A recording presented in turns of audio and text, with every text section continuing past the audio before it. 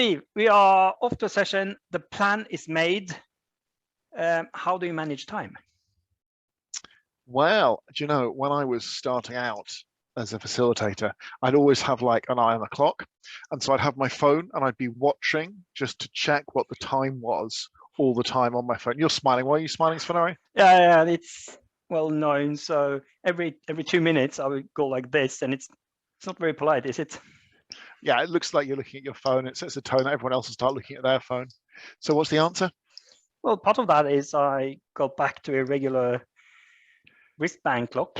Yeah, but that's actually a smartwatch, isn't it? You'll be checking your emails on that actually every 2 minutes, won't you? I could, but it's easy to get a glance. But having clocks around. Yeah, I have these things. I have like 3 or 4 of these that sit in my facilitation bag, and I kind of just hide them around the room at different places. And it's quite nice that it's a round clock face, because it means I can work out not so much how many minutes do I have, I can just look at how far that thing's got to go.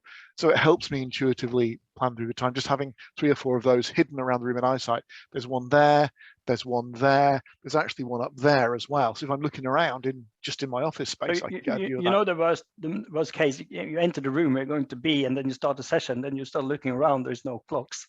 Yeah, I'll be ruined. So the problem was, so you set a break is important. You have planned a break at 10 past something. How do you ensure people get back in time? Real world. Do you have those bells? You know, ding, little bells. You've seen people use those. I don't have some of those. I tend just to shout if I'm in a real world, but that's hard if people are off getting coffee.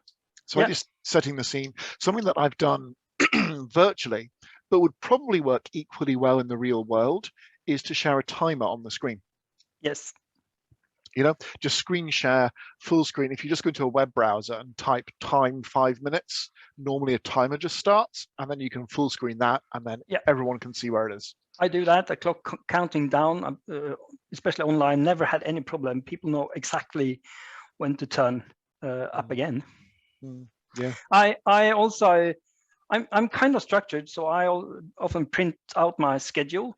So I would set that this part here is for 15 minutes, and I would also put in the time. So it starts at 10 o'clock, it ends at 10:15, which means if it goes askew, I could retime it.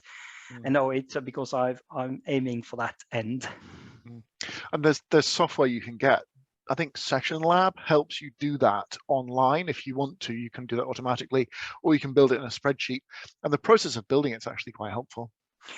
And one thing I'd say about smartwatches actually is mine has a silent alarm, which is quite nice too.